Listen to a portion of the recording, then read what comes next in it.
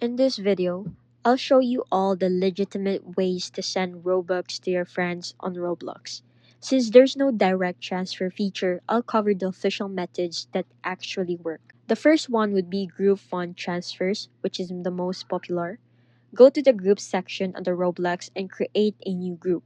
You'll need 100 Robux to create a group. Invite your friend to join the group and give them a role that allows payouts.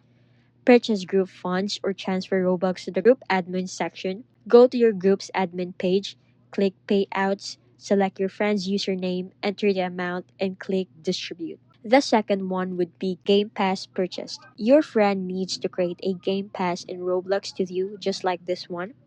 They set the price to the amount of Robux you want to send, find your friend's Game Pass in their game or profile, and purchase it.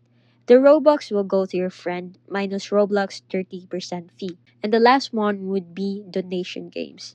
Look for legitimate donation games in Roblox where you can donate to specific players. Each donation game has different mechanics.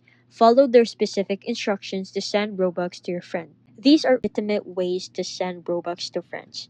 The group method is usually the most reliable but needed 100 Robux to create group yourself. And that's how to send Robux to friends.